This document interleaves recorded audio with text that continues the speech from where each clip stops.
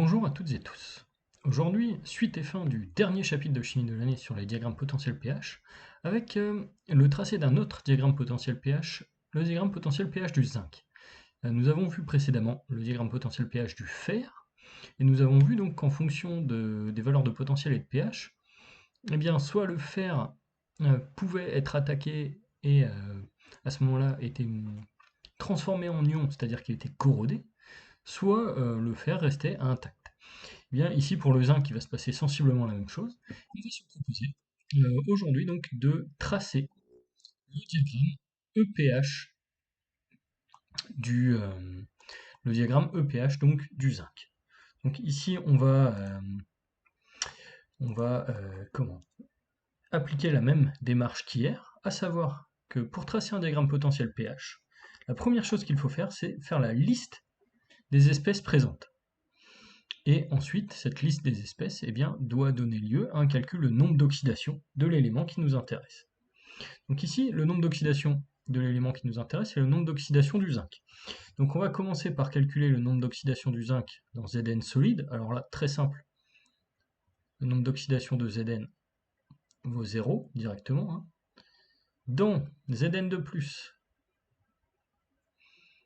le nombre d'oxydation de Zn vaut plus 2. Dans ZnOH 2 fois, donc là un solide, eh bien on va avoir le nombre d'oxydation de Zn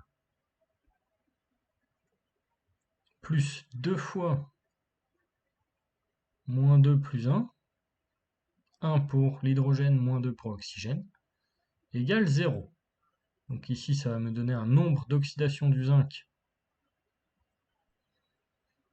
de plus 2. Et dans Zn OH 4 de moins, alors ça, c'est ce qu'on appelle, c'est une espèce un peu particulière, c'est un ion constitué d'un cation métallique entouré de 4 OH-. Donc c'est ce qu'on appelle un complexe. Au fait, l'idée c'est qu'on va avoir un ion central, souvent un cation métallique,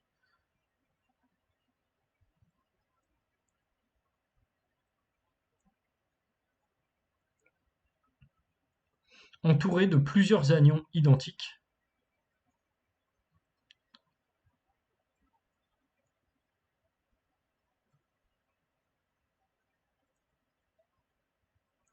Et ces anions identiques, c'est ce qu'on appelle, alors pour le nom un petit peu technique, des ligands. En fait, c'est les anions qui vont se lier au cation métallique central. Bon, voilà. Donc là, c'est des ions d'un type un petit peu particulier. Donc ici, qu'est-ce qu'on va avoir? On va avoir le nombre d'oxydation de Zn plus 4 fois moins 2 plus 1 qui va donner moins 2. À la surprise générale, encore une fois, on va obtenir un nombre d'oxydation du zinc de plus 2. Alors, ça signifie donc qu'ici on a uniquement deux nombres d'oxydation différents. Soit le zinc est au nombre d'oxydation plus 2, soit le zinc est au nombre d'oxydation 0. Donc ça veut dire que le diagramme primitif, ici ce sera un diagramme primitif à 2 étages. Alors on fait la liste des données dont on aura besoin pour la suite. Le pKs de ZnOH 2 fois. Logique, on voit qu'il apparaît ici. Le potentiel standard du couple Zn2 plus Zn, et une constante qu'on appelle bêta 4. Alors, c'est une constante ici de formation du complexe.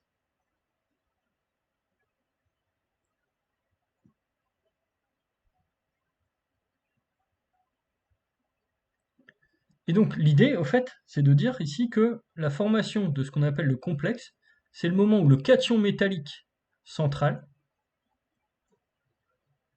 se lie à un certain nombre de ligands. Et donc vous voyez, le 4 fait référence au fait que Zn se lie à 4H-. Et donc ici, eh bien, on obtient, alors parfois vous allez trouver une notation entre crochets pour les complexes, ZnOH 4 Ça ne veut pas dire que c'est une concentration, ça veut simplement dire que c'est un ion un petit peu spécifique avec un cation métallique au centre et des anions tout autour. Bon, les crochets ne sont pas nécessaires dans le cadre de votre programme dans la mesure où l'étude des complexes n'est elle-même pas au programme en MPSI. Donc ici on dispose de 3 constantes chimiques et d'une concentration de tracé. Donc maintenant on va se proposer de dresser un diagramme primitif pour le zinc. Donc là, avec les principes de base suivants. Les principes sont les mêmes que pour le fer. Le potentiel augmente avec le nombre d'oxydation de l'élément. Ça, on regarde la formule de Nernst. E qui vaut E0 plus 0,06 sur le nombre d'électrons échangés log de AOX sur ARED. Plus l'activité de l'oxydant augmente, plus le potentiel augmente. Plus l'activité du réducteur augmente, plus le potentiel redox diminue. Les frontières donc horizontales et obliques séparent les espèces de nombres d'oxydation différents. On va écrire des demi-équations redox et la formule de Nernst pour établir ces frontières.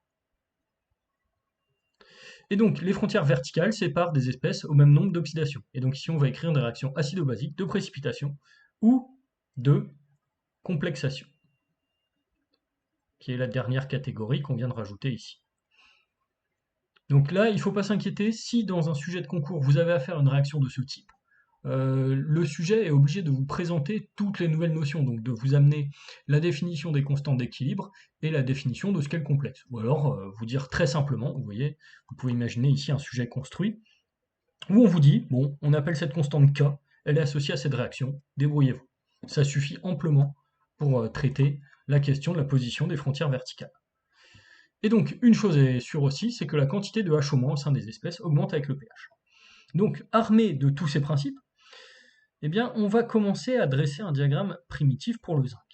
Alors, vous allez voir qu'il est plus simple que pour le fer, car on a moins d'espèces présentes. Et plus simple que pour le fer, car il n'y a, entre guillemets, que 2 étages sur le diagramme. Donc, on sait, ici, qu'au nombre d'oxydation 0 pour le zinc, la seule espèce qui sera présente, c'est le zinc solide. Au nombre d'oxydation plus 2, on va augmenter la quantité de H- avec le pH. Donc, l'espèce qui en présente le moins, c'est Zn2+. En augmentant un peu le pH, on va commencer à former ZnOH 2 fois. Et si on augmente encore le pH, on finira par former ZnOH 4 fois 2-. Donc ce qui est intéressant ici, c'est que à l'étage des nombres d'oxydation plus 2, on va avoir en réalité 2 ions et un solide. Donc vous voyez, le solide est quelque part coincé entre 2 ions différents. Donc ça, c'est plutôt rigolo ici. Alors, on va commencer maintenant à déterminer les équations des frontières verticales. Donc là, on voit que les frontières verticales sont au nombre de 2. On va avoir une frontière verticale Zn2 plus ZnOH 2 fois, et une frontière verticale ZnOH 2 fois, ZnOH 4 de moins. Donc on va essayer d'établir les deux frontières verticales. Alors, pour la première frontière verticale, Zn2 plus ZnOH 2 fois, eh bien on voit que ici c'est simplement une réaction de mise en solution qui a lieu pour passer d'une espèce à l'autre, ou de précipitation, ça dépend dans quel sens on prend. Donc si on veut travailler avec le KS se fait par formation des ions constitutifs du solide à partir du solide lui-même.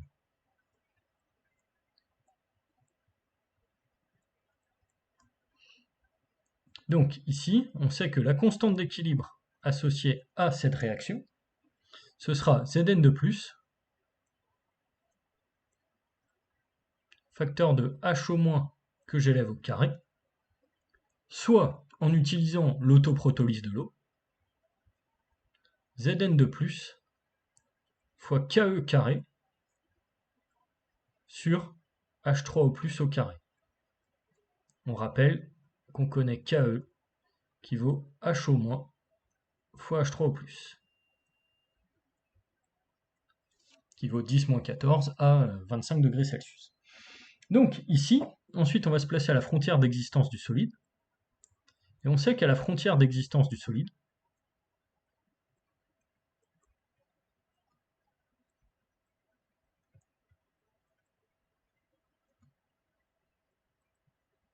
eh bien, on va avoir Zn de plus à la frontière, qui vaudra la concentration de tracé. Alors ça, d'où ça vient? Toujours la même chose. On sait qu'il n'y a qu'un grain de solide à sa frontière d'existence, logique. Donc tout le zinc du milieu est sous forme Zn de plus en solution. Donc à partir de là, on sait qu'on va chercher un pH frontière. Et donc on va avoir, si on pose H3O+, qui vaut petit h, pour alléger un peu le calcul, ça vous avez vu que c'est une technique qu'on utilise souvent aussi, on va avoir donc H à la frontière,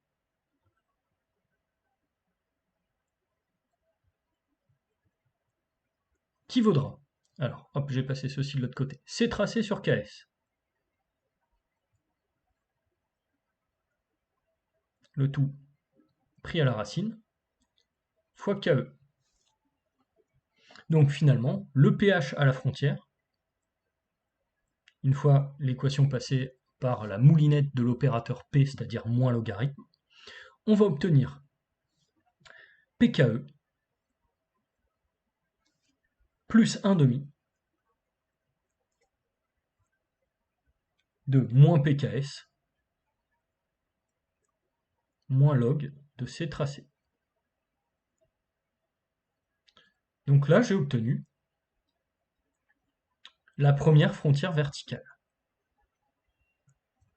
par application numérique.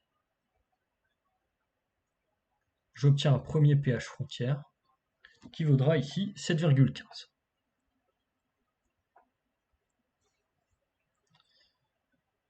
Alors, maintenant, je vais essayer de m'occuper de la seconde frontière. Alors ici, la seconde frontière verticale, ça va être un petit peu plus subtil. C'est la frontière entre ZnOH 2 fois et ZnOH 4 2-. Donc il me faut une équation qui relie ces deux espèces, une équation chimique. Or, pour l'instant, tout ce dont je dispose, c'est l'équilibre entre Zn2+, et ZnOH 2 fois, et l'équilibre entre Zn2+, et ZnOH 4 2-. Donc il va falloir sûrement que je combine deux équations bilan. Donc ici, je vais prendre l'équilibre ZnOH 2 fois Zn2+.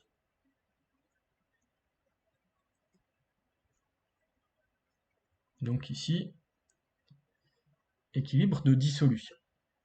Je vais travailler également sur l'équilibre, donc qui me permet la formation du complexe Zn2+, plus 4H au moins, qui va donner ZnOH4 2-.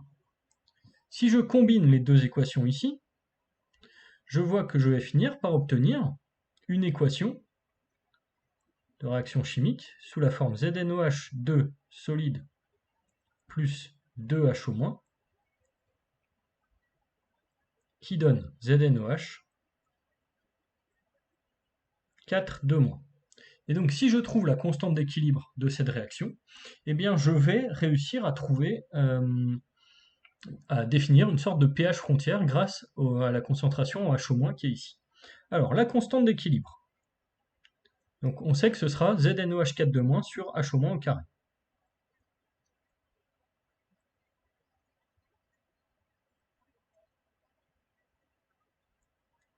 Alors là, je me sers notamment du fait que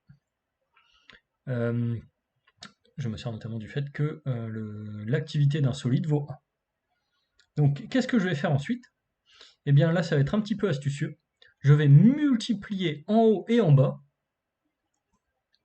par Zn2+, fois H- au carré.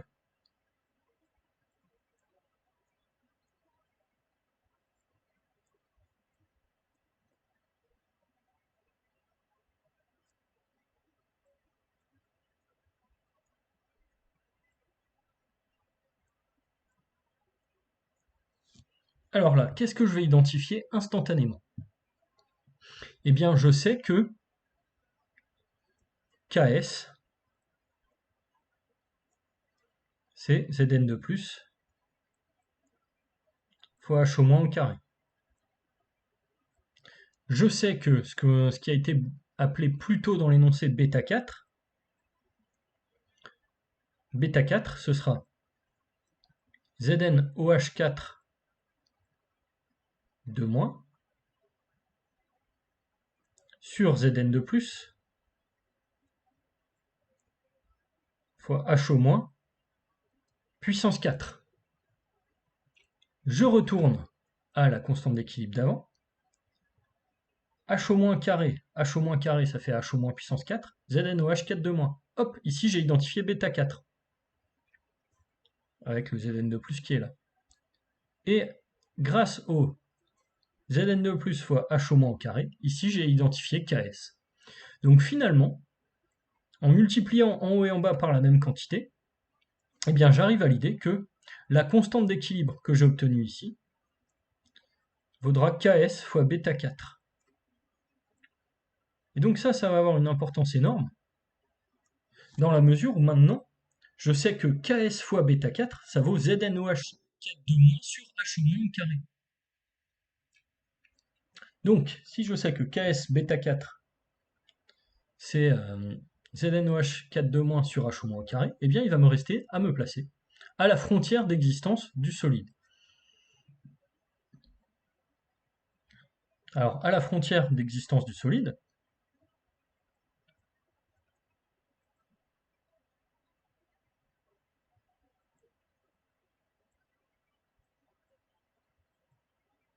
je sais que tout...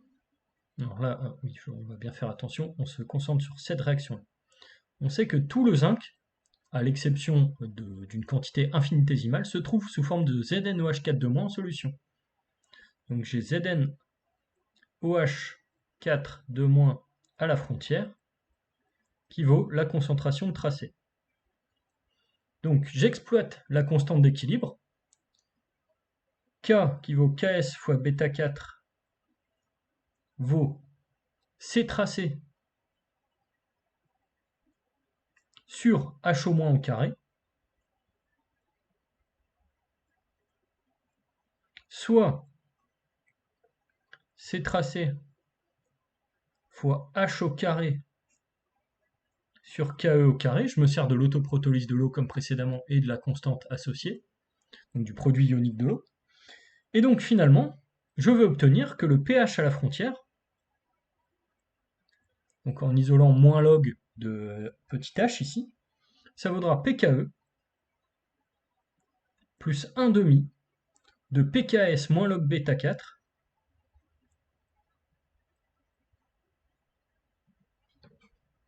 plus log C tracé.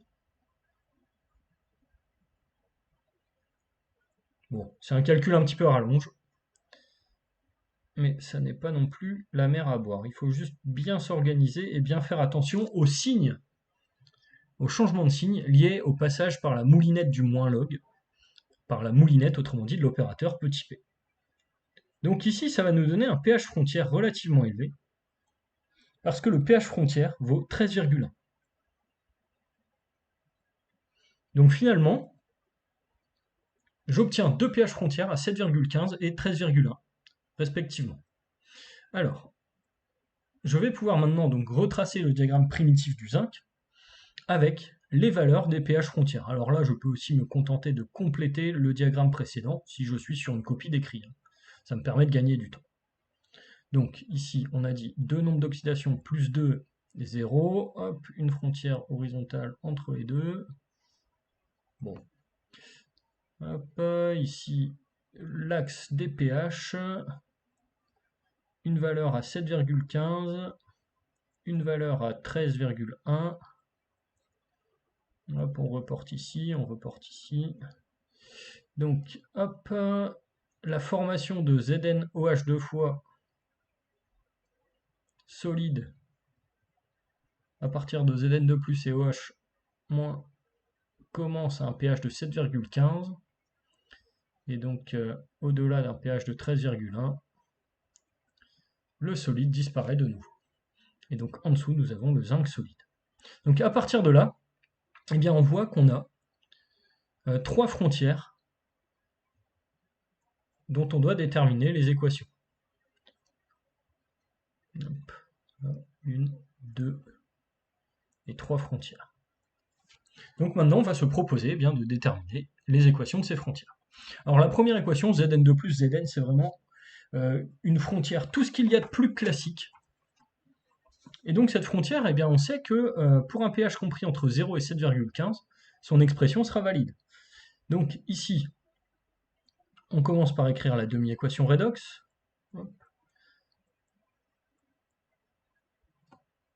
On écrit la formule de Nernst.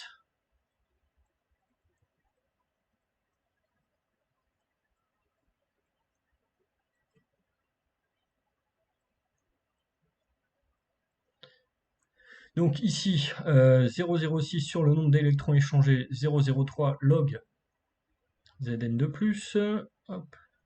Je pars de la convention implicite que je travaille avec les valeurs effectives, enfin avec les valeurs numériques des concentrations exprimées en mol par litre. Et donc à la frontière d'existence,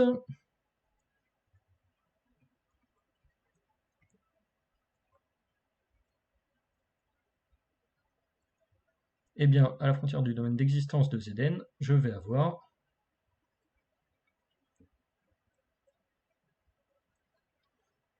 Zn2 plus frontière égale C tracé.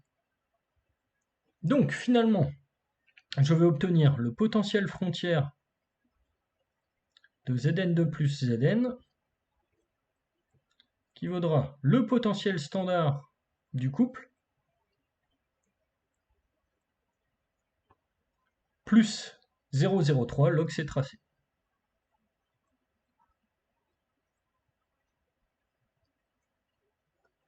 Donc là, on voit une frontière mouvante avec la concentration de tracé. Hop. Et au niveau de la valeur numérique, ici, on va obtenir un potentiel frontière qui va avoir pour valeur numérique, donc, moins 0,82 volts. Hop. Donc là, on a défini la première frontière verticale. Alors, maintenant, on va essayer horizontale. Verticale, c'était avant. Donc là, c'est logique que cette frontière soit horizontale. On rappelle pourquoi. Parce qu'il n'y a pas de H+ dans la demi-équation redox ici. Donc le coefficient directeur est nul. Alors maintenant, on va s'attaquer à la première frontière oblique. On se doute bien que pour passer de Zn solide à ZnOH deux fois, il va falloir échanger H+. Donc ici, eh bien, ce qu'on fait, on commence par écrire la demi-équation redox. Alors, une chose importante, comme on ne dispose pas du potentiel standard, on sait qu'on va devoir travailler avec la continuité du potentiel. Donc là, on voit qu'on a un point d'intersection ici. Ce point d'intersection va avoir son importance, de même que le point d'intersection qui est présent ici. Donc là, qu'est-ce qu'on écrit? On commence par écrire le passage de ZnOH deux fois à Zn solide. Alors, ici, donc, je veux équilibrer les O, 2H2O. Je vais équilibrer les H, 2H+, et donc j'ai bien 2 électrons, ce qui correspond à la variation du nombre d'oxydations attendue. Donc, la formule de Nernst nous donne que le potentiel du couple ZnOH2-Zn vaut le potentiel standard inconnu de ce couple,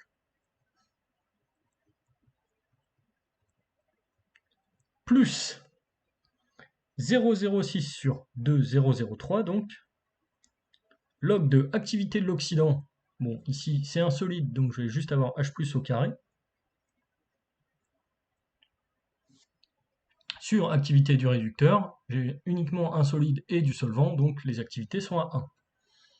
Donc ici, si je me place à la frontière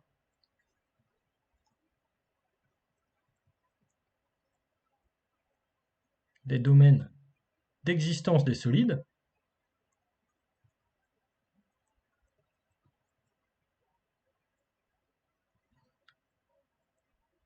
eh bien je vais avoir, sans condition particulière parce que j'ai deux solides mis en jeu, E frontière ZnOH deux fois Zn, qui vaudra E0 de ZnOH deux fois Zn, moins, et alors ici j'ai un carré qui sort, et un signe moins qui apparaît parce que j'identifie moins log de H plus comme étant le pH, moins 0,06 fois le pH. Donc ici j'ai une frontière oblique avec une pente à moins 0,06 volts par unité de pH. Alors je vais respecter mon code couleur, ok. Donc là j'ai l'équation de la seconde frontière. Alors, le problème qui se pose ici, c'est que le potentiel standard du couple n'est pas connu. Donc il va falloir que je trouve un moyen pour le déterminer. Donc là, qu'est-ce que je fais? J'exploite la continuité du potentiel en I.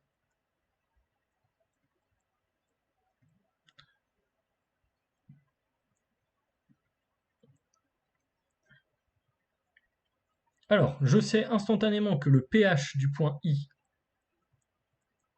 est à 7,15,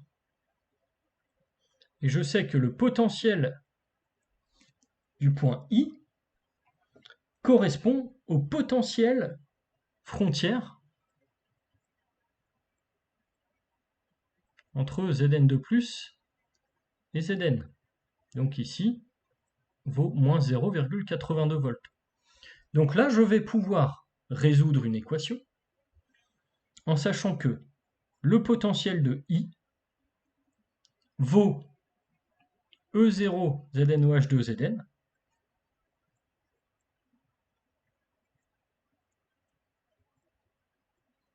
moins 0,06 fois le pH en I.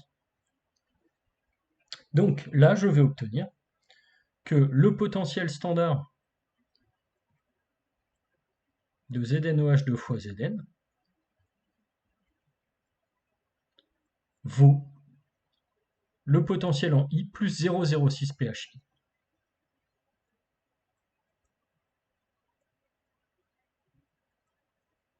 Je fais l'application numérique.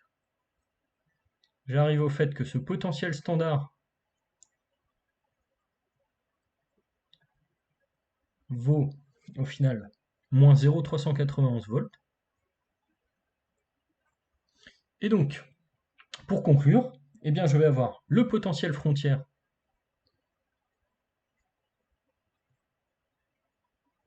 entre ZnOH2 fois et Zn, qui vaudra moins 0,391 moins 0,06 fois le pH.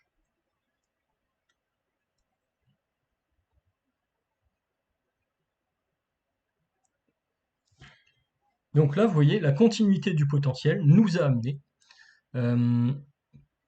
eh bien, la donnée manquante. Alors ici, je me suis servi de quoi? Je me suis servi du fait que, au point I, se croise la frontière entre Zn2+, et Zn, dont je connais le potentiel, et la frontière entre Zn2+, et ZnOH2 fois, dont je connais le pH. Donc là, au croisement des deux frontières, je trouve aussi la troisième frontière qui vient s'imbriquer dans le croisement, dans le point de croisement des deux premières. Je poursuis avec la dernière frontière mise en jeu, la frontière ZnOH4 de moins Zn solide. Et ici, eh bien, vous vous en doutez, on continue avec la méthode, entre guillemets, un peu rouleau compresseur ici. On écrit les demi-équations.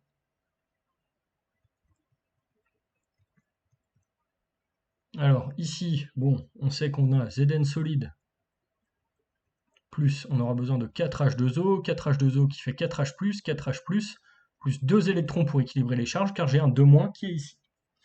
Donc finalement, la formule de Nernst va nous donner un potentiel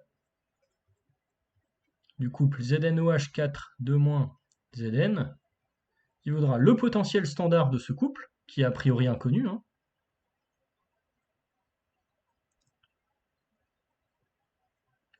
plus, alors maintenant je vais avoir 0,06 sur 2, nombre d'électrons échangés, log de activité de l'oxydant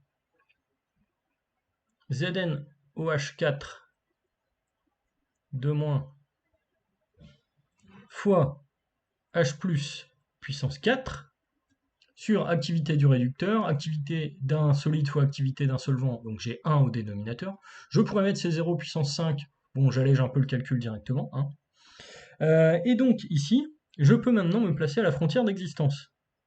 Je sais que c'est une frontière d'existence car j'ai un solide d'un côté et une espèce en solution de l'autre. Donc à la frontière d'existence de Zn solide, je vais avoir l'ion en solution, donc ZnOH4 2-, qui vaut C tracé.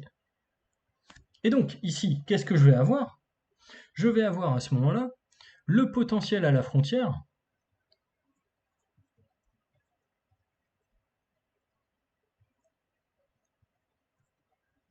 qui vaudra le potentiel standard à la frontière, le potentiel standard du couple tout court,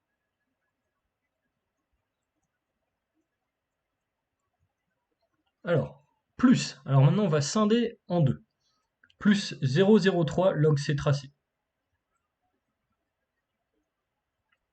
Et ici, ensuite, j'ai 0,06 sur 2, et j'ai un puissance 4 qui va sortir, donc c'est moins 0,12, fois moins log de H+, donc moins 0,12, fois le pH.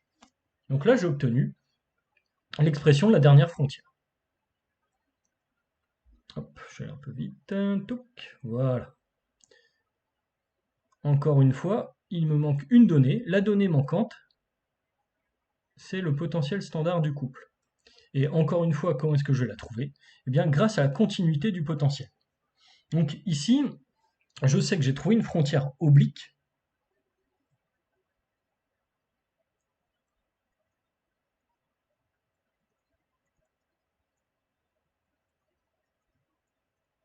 de pente moins 0,12 volts par unité de pH. Donc ensuite, je vais exploiter la continuité du potentiel. Ici, si je reviens au diagramme primitif, vous voyez, il faut toujours jongler et revenir au diagramme primitif, eh bien on voit que cette frontière est raccordée avec la frontière ZnOH2 Zn solide au point J pour un pH de 13,1. Donc qu'est-ce que je vais faire? Je vais dire que j'ai continuité du potentiel en J à pH J qui vaut 13,1 et je sais que le potentiel du point J, il va respecter cette équation-là. Donc je vais avoir EJ qui vaut moins 0,391 moins 0,06 pHJ.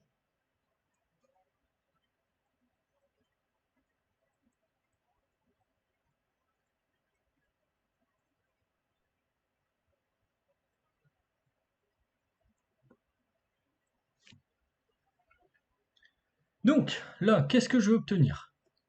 Eh bien, une fois que je connais les coordonnées du point J, je sais que ce point J appartient à la droite qui est au-dessus. Donc je vais dire que EJ vaudra E0 ZnOH 4 de- Zn plus 0,03 log C tracé qui est un terme connu moins 0,12 pHJ. Donc ici, je vais finir par dire quoi? Eh bien par obtenir que E0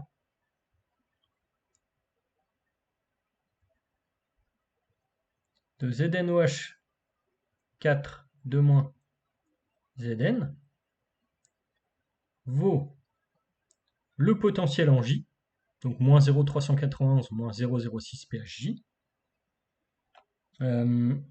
Et donc ça vaudra EJ moins 0,03 log C tracé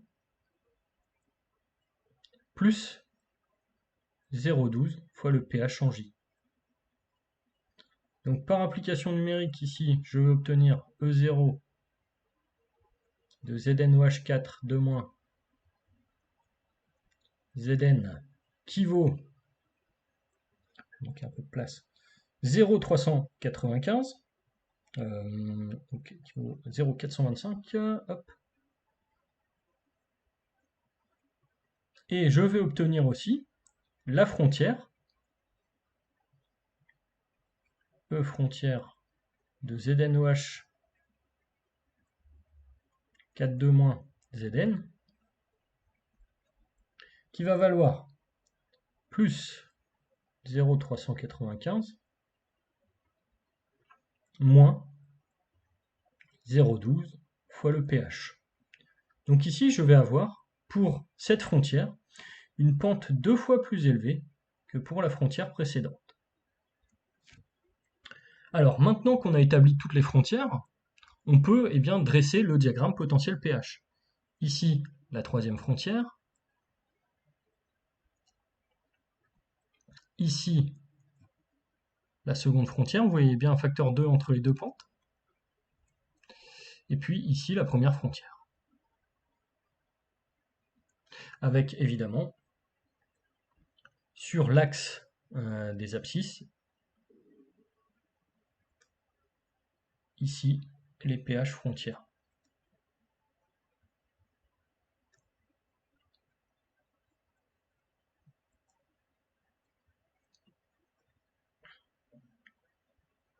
Donc, qu'est-ce qu'on sait ici? Eh bien, on sait que le zinc n'existera pas au-delà d'une certaine valeur de potentiel, et plus le pH est élevé, plus ce potentiel est bas. Donc, derrière, si on veut interpréter pleinement les diagrammes potentiels pH, on a dit qu'ils fonctionnaient souvent par superposition. Et donc là, vous devez vous demander, depuis le début du chapitre, mais pourquoi diable a-t-il mis une photo de coque de bateau pour illustrer son cours sur les diagrammes potentiels pH? Ça n'a pas l'air très logique. Eh bien, en réalité, ça l'est pleinement, car vous savez que sur les bateaux, sur les coques de bateaux, souvent on installe ce qu'on appelle les anodes sacrificielles en zinc, qui permettent de protéger le reste de la coque, qui souvent est constituée d'acier, donc qui contient du fer. Eh bien, on va superposer le diagramme potentiel pH du zinc avec celui du fer. Alors là, qu'est-ce qu'on va constater? On va constater que, évidemment, le fer et le zinc ont des domaines de stabilité communs. Donc si on colle l'un à l'autre, les deux peuvent coexister. Mais on va constater aussi autre chose. On va constater que Fe2+, n'a pas de domaine commun avec Zn. Pour un pH standard, donc les pH inférieurs à 7 en gros. Même chose pour Fe3+. Donc ça veut dire que si Fe2+, ou Fe3+, sont mis au contact du zinc, on va avoir une réaction quantitative qui se met en place, qui va donner comme produit, alors je vais changer de couleur pour les produits, du fer et Zn2+, tant qu'on est à pH suffisamment faible. Donc là, ce qui est très intéressant, c'est que finalement, comme le zinc a un domaine, alors le diagramme du zinc est représenté en rouge au niveau des frontières, comme le zinc a un domaine de stabilité encore plus bas que celui du fer, il est incompatible avec tous les oxydes de fer. Même chose avec FeOH 3 fois, hein, si on poussait un peu la logique, ou FeOH 2 fois. Donc c'est-à-dire que tant qu'il reste du zinc sur la coque du bateau, aucun oxyde de fer ne va pouvoir se former. Le zinc va se détruire pour former l'un de ces oxydes, bon en fonction des valeurs du pH, on va former l'un ou l'autre des oxydes, et il va former l'un de ces oxydes et il va sauvegarder le fer en le reformant. Donc imaginons, le fer est attaqué, le fer donne un de ses oxydes, l'oxyde de fer rencontre le zinc réagit avec l'oxyde de fer pour reformer le fer. Donc finalement, on stabilise la structure de la coque qui contient du fer en fixant des blocs de zinc qui, eux, vont être attaqués au fur et à mesure. Donc il va de soi qu'à un moment donné, ces blocs de zinc qu'on aura sacrifiés, une raison pour laquelle on les appelle des anodes sacrificielles, eh bien il va falloir les remplacer. Mais il vaut mieux remplacer un bloc de zinc qu'on sait exactement où on a installé, qui est fixé à la coque, que d'essayer de voir si la coque n'est pas trop corrodée à un endroit, parfois peut-être inaccessible. Donc ici on va écrire les équations bilan des réactions qui pourraient avoir lieu, pour essayer d'interpréter encore un petit peu mieux tout ça. Alors, ici donc, on va commencer par le cas le plus simple, sur les anodes sacrificielles.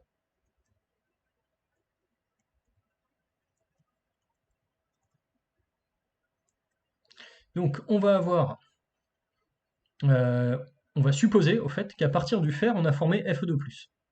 Donc on met Fe2+, au contact de Zn solide. Dans la mesure où les deux espèces ont des domaines disjoints, on sait que leur réaction va être favorisée.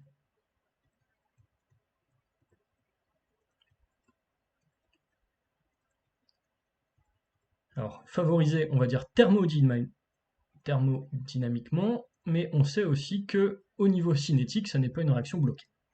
Alors, ça signifie en gros que Fe2+, plus 2 électrons va donner Fe solide, et on va combiner ça à Zn solide, qui va donner Zn2+, plus 2 électrons.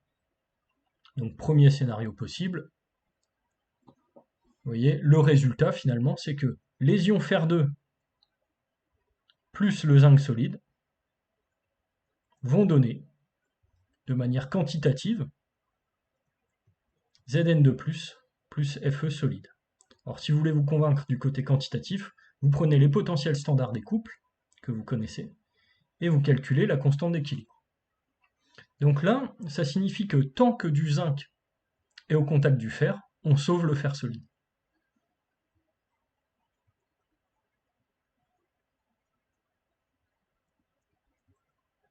Donc le fer solide est sauvé par la présence de zinc.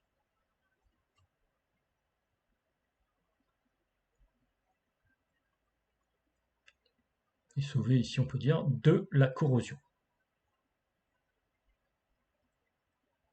Alors, ici, pourquoi est-ce qu'on parle d'anode sacrificielle au zinc? Parce que vous voyez que la réaction qui a lieu ici, à l'anode, c'est bien une oxydation. Donc on rappelle, hein, réduction à la cathode, oxydation à l'anode. En effet, on passe du nombre d'oxydation 0 pour le zinc au nombre d'oxydation plus 2. Donc le nombre d'oxydation augmente. Et on pourrait imaginer tous les scénarios avec Fe3+, bon, qui serait pas bien compliqué à imaginer, ou avec même FeOH 3 fois par exemple. Avec FeOH 3 fois,